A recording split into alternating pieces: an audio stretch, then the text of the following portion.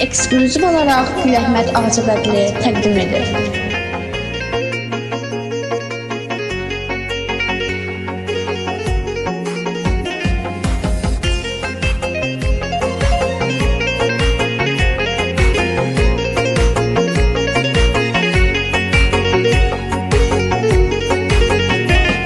Sevgimi seyran etmişti herkesi, getməyinlə həyatıma qoydun izi. Toy günündə gəldi vağzalı səsi, mən günlərlə xəstə yatım yataqda. Deyirdin gözümdən olma qıraqda, indi gəlin sən özgə ocaqda. Sən özgə ocaqda.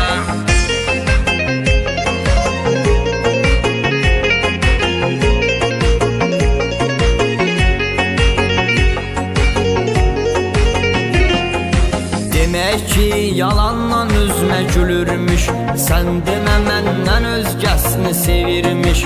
Saxta gülüşdə nələr gizlənirmiş, baxanda hiss olunmurdu yanaqda. Deyirdin gözümdən olma qıraqda, indi gəlin sən özgə ocaqda. Sən özgə ocaqda.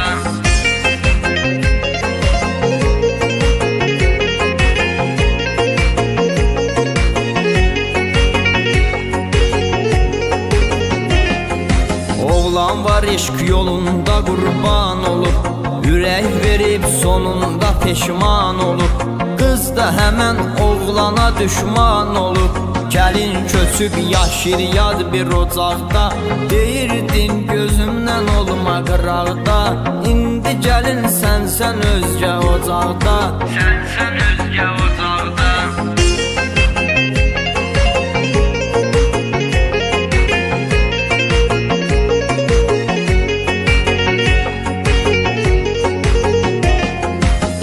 Sənətin açılmaz sırrı sənsən, sevənlərdən seçilmiş biri sənsən. Ay Gül Əhməd sevgi şairi sənsən, əsərlərindir təsəlli dəyağda. Deyirdin gözümdən olma qıraqda, indi gəlin sən özgə ocaqda. Sən özgə ocaqda.